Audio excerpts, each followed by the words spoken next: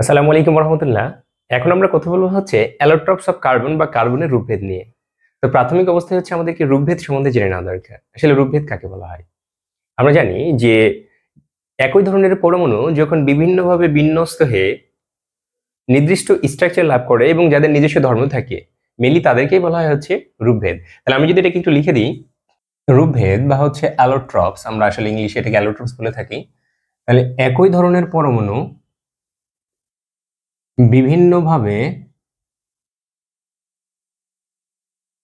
বিন্যস্ত হয়ে যখন নির্দিষ্ট গঠন লাভ করে এবং তাদের নিজস্ব ধর্ম রয়েছে, ধর্ম রয়েছে, তাদেরকে আসলেই রূপভেদ বলা হয়। ওকে, তাহলে আমরা হচ্ছে রূপভেদের বিষয়টা বুঝলাম।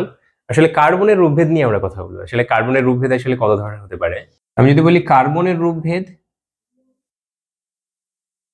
রূপভেদ বা অ্যালোট্রপস অফ কার্বন। ওকে, তাহলে আমরা জানি যে কার্বনের রূপভেদ সাধারণত দুই ধরনের হয়ে থাকে। একটা হচ্ছে ক্রিস্টালাইন, একটি হচ্ছে ক্রিস্টালাইন, হ্যাঁ, বা এটাকে জ্যামিতিক গঠনযুক্ত, জ্যামিতিক গঠনযুক্ত। এবং অপর ধরনের যে প্রকারটা হয়ে থাকে সেটা হচ্ছে অ্যামরফাস, অ্যামরফাস বা জ্যামিতিক গঠন ছাড়া, জ্যামিতিক গঠন ছাড়া। এবং জ্যামিতিক গঠনযুক্ত যে রূপভেদগুলো আমরা জানি সেটা হচ্ছে সাধারণত তিন ধরনের হয়ে থাকে কার্বনের ক্ষেত্রে। তো এক নম্বর হচ্ছে আমরা পেয়ে থাকি হচ্ছে ডায়মন্ড, দুই নম্বরে আমরা পেয়ে থাকি হচ্ছে গ্রাফাইট, ওকে, এবং তিন নম্বরে আমরা যেটা পেয়ে থাকি সেটা হচ্ছে বাকমিনিস্টার ফুলারিন, ফুলারিন হচ্ছে এটা। এবং যে অ্যামরফাস যে বা হচ্ছে জ্যামিতিক গঠন ছাড়া যে স্ট্রাকচার রয়েছে, আমরা জানি এটা প্রায় চার ধরনের পাওয়া যায়। একটি হচ্ছে কোল, দুই নম্বরে হচ্ছে চারকোল, তিন নম্বরে হচ্ছে ল্যাম্প ব্ল্যাক,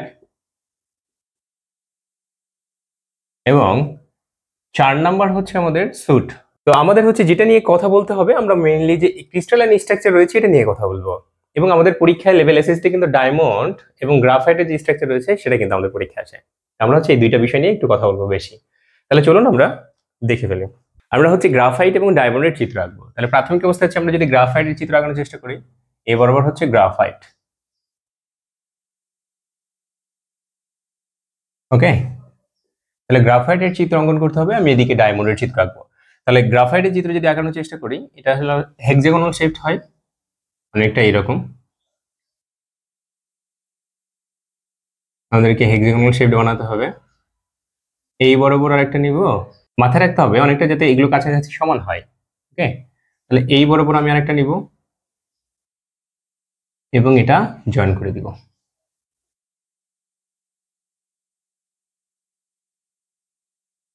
এখন আমরা যদি আসলে এই বরাবর একটা আঁকানোর চেষ্টা করি, অনেকটা হচ্ছে এইরকম, যেটা আমাদেরকে এই বরাবর শেষ করে দিতে হবে। আমরা যদি এটা দাগটা দিয়ে দিই তাহলে আমাদের জন্য সুবিধা হবে। একটা জিনিস মাথায় রাখবো, আমরা কিন্তু এখানে এটাকে শেষ করে দেবো। তাহলে এই বরাবর নিয়ে এটাকে জয়েন দিয়ে দিলাম। তাহলে এই বরাবর আমাদেরকে আরেকটা নিতে হবে,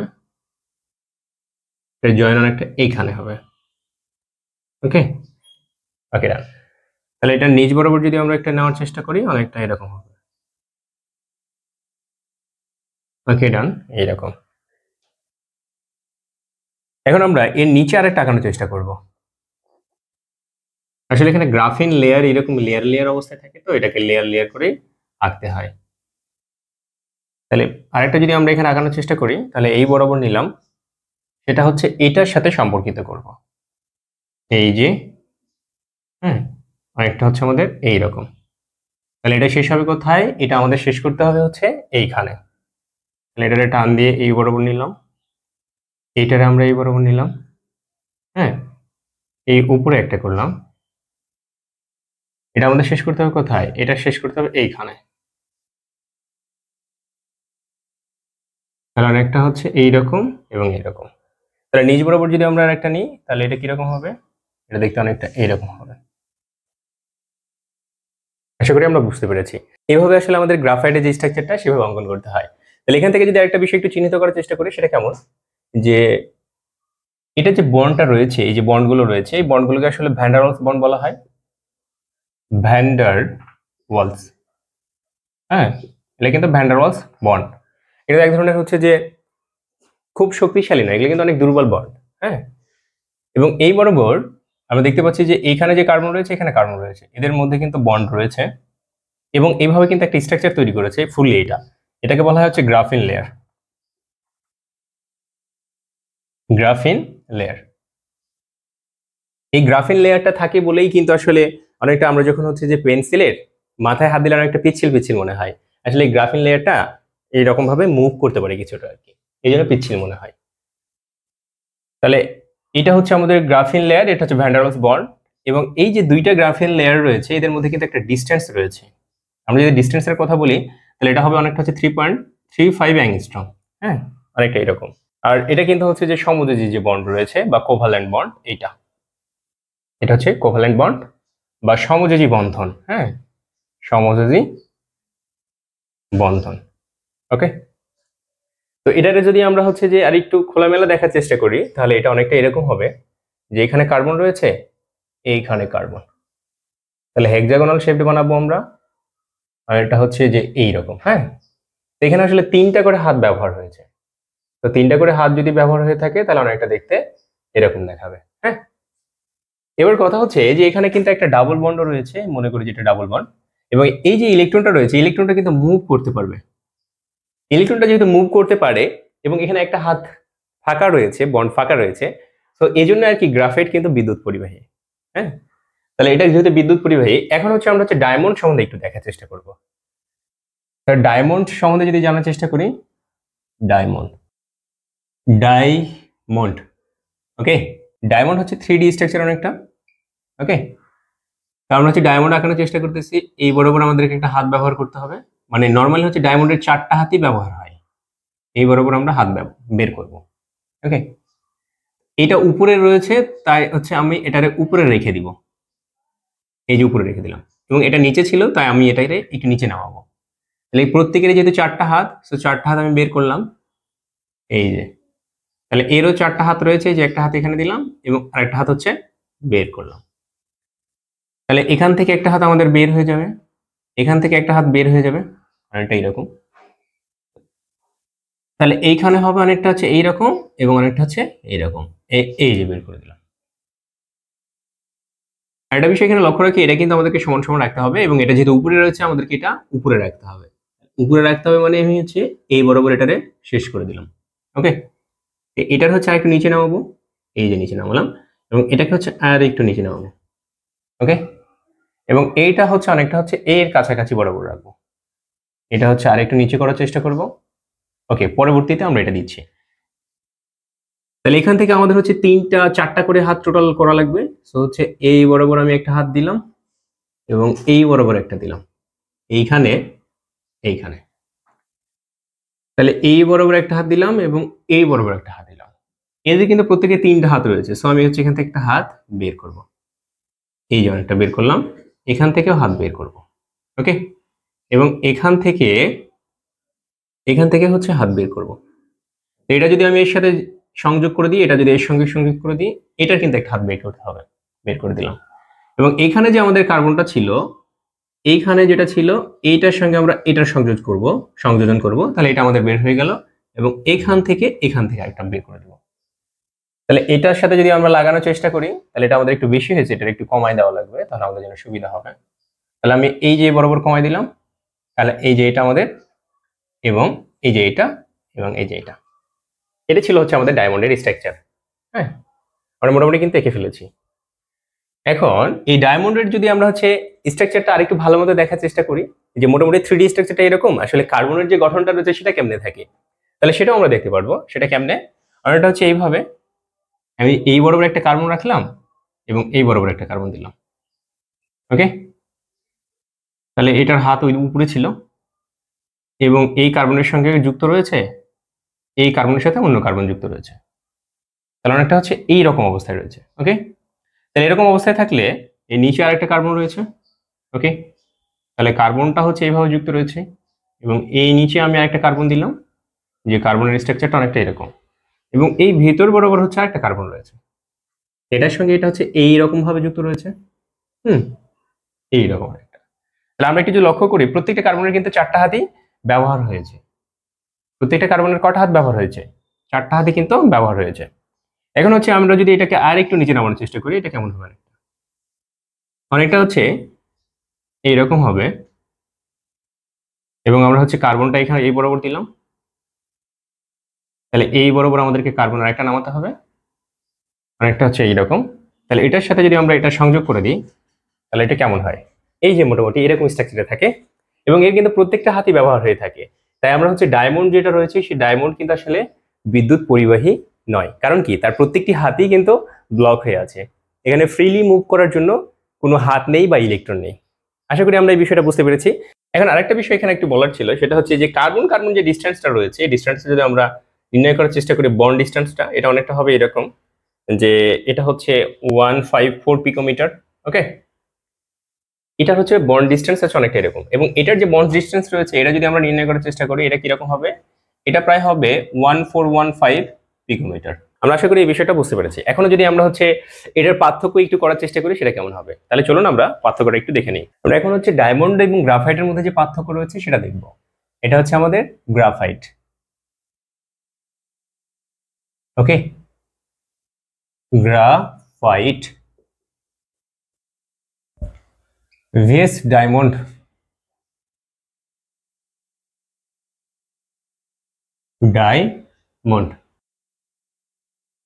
তো গ্রাফাইটের মধ্যে আমরা যে বৈশিষ্ট্যটা পেয়েছিলাম সেটা হচ্ছে যে, তাহলে গ্রাফাইট আমরা বলতে পারি এটা কিন্তু অনেকটা হচ্ছে হেক্সাগোনাল যে শেপ ছিল সেরকম, এটা কিন্তু অনেকটা হেক্সাগোনাল শেপ ছিল, হেক্সাগোনাল আকৃতি। ওকে,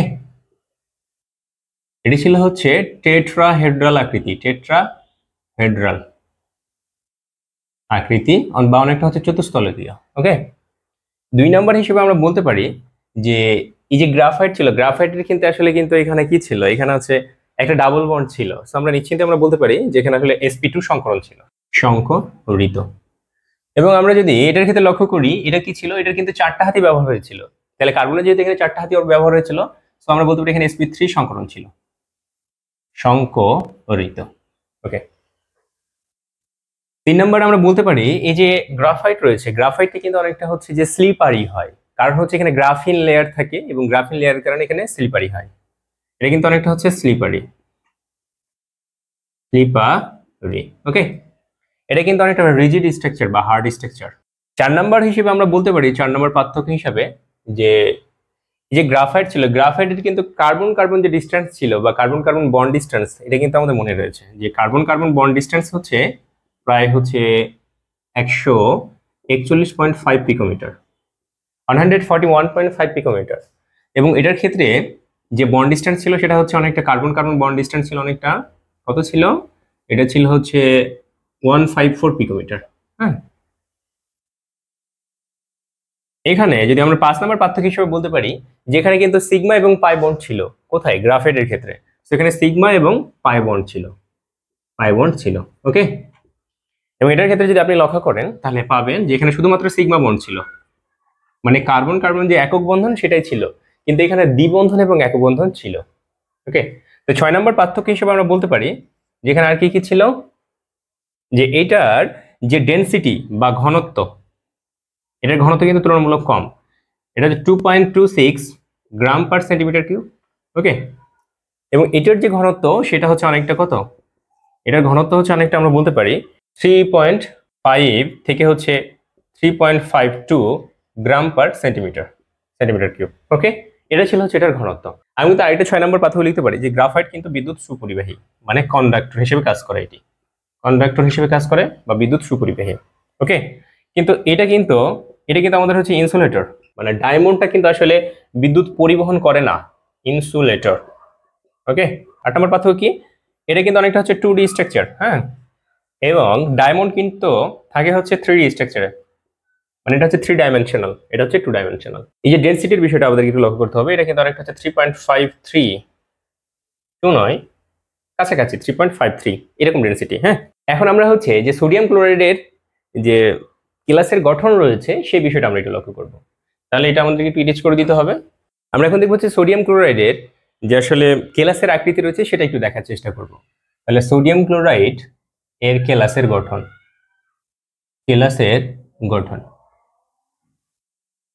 আমাদেরকে ঘনবস্তু আঁকানোর একটু প্র্যাকটিস করা লাগবে। বেশ কয়েকটা ওয়েতে এটা করা যায়, তো আমি হচ্ছে ঘনবস্তুর আকারে এটা করার চেষ্টা করব। এই যে এইভাবে নিলাম, অনেকটা এইভাবে নিলাম, এটারে আমরা হচ্ছে এই বরাবর বাড়াবো। ওকে, এইটাও সেম ভাবে আমাদেরকে বাড়াতে হবে অনেকটা, যাতে এটার সাথে এটা মিলে যায় অনেকটা। আশা করি আমি এটারে মিলাই দিলাম এইভাবে। ওকে, এইটা হচ্ছে এই বরাবর মিলাতে হবে আমাদেরকে। ওকে, এই বরাবর মিলাই দিলাম, এবং এইটা হচ্ছে এই বরাবর আমরা মিলাই দিব। এই যে অনেকটা হচ্ছে এইভাবে নিলাম, এবং এটার সাথে এটা হচ্ছে মিলাই দিব আমরা। ওকে, এইটা এখন আমরা এই বরাবর হচ্ছে আরেকটা নেওয়ার চেষ্টা করব, অনেকটা হচ্ছে এইভাবে, এবং এটা যেহেতু নিচে ছিল এটা একদম এই বরাবর নামাই দিতে হবে। হ্যাঁ, তাহলে এটা হচ্ছে উপরে রাখতে হবে আমাদেরকে এই বরাবর। এবার হচ্ছে প্রত্যেকটাকে আসলে এরকম করে ভাগ করে দিব। তাহলে এটারও যদি আমরা ভাগ করে দিই, এটারও যদি ভাগ করে দিই, অনেকটা এরকম পাই। ওকে, এখন হচ্ছে এগুলো যোগ করে দিব আমরা। তাহলে এটা যদি অনেকটা যোগ করে দিই, অনেকটা এইরকম হবে, এবং এটা যদি আমরা যোগ করার চেষ্টা করি অনেকটা কিরকম হবে, অনেকটা কিন্তু এরকম হবে, এরকম হবে। ওকে, এখন আমাদের যে কাজটা করতে হবে এটার আর কি ভাগ করে দিতে হবে। আমরা এই বরাবর ভাগ করে দিলাম, এই বরাবর হচ্ছে একটা দাগ টেনে দিলাম। ওকে, এখন আমরা চারিদিকে হচ্ছে ক্লোরিন দিলাম এইভাবে, হ্যাঁ, এইভাবে এইভাবে ক্লোরিন দিলাম। এটাতে 5টা ক্লোরিন, এবং এটাতে হচ্ছে সেম ভাবে 5টা ক্লোরিন, এই যে 5টা ক্লোরিন, এবং এখানে একটা ক্লোরিন, এখানে একটা, এবং এখানে একটা ক্লোরিন। তাহলে ক্লোরিনের কথা যদি আমি ক্লোরিনকে এইভাবে ডিনোট করি, যে ক্লোরাইড যেটা ছিল সেই ক্লোরাইডকে আমি এইভাবে ডিনোট করলাম, এবং যে সোডিয়াম প্লাস ছিল বা সোডিয়াম যে ক্যাটায়নটা ছিল সেটারে আমি হচ্ছে এইভাবে ডিনোট করলাম, যেটারে আমি এইভাবে বৃত্ত আকারে ফরওয়ার্ড করেছি। তাহলে টোটাল আপনি ক্লোরিন কয়টা পাবেন, এই ক্লোরিন আপনি পাবেন হচ্ছে টোটাল হচ্ছে 14টা ক্লোরিন। হ্যাঁ, এবং তাহলে সোডিয়াম কয়টা পাওয়া যাবে, এই যে এই বরাবর আমি একটা ফরওয়ার্ড করলাম।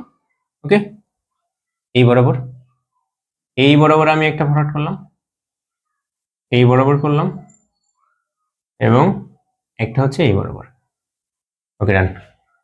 তাহলে এখানে 4টা হয়েছে, তার মানে এখানেও 4টা হবে। এই যে একটা দিলাম, 2টা, এই যে 3টা রয়েছে, এবং এই যে 4টা।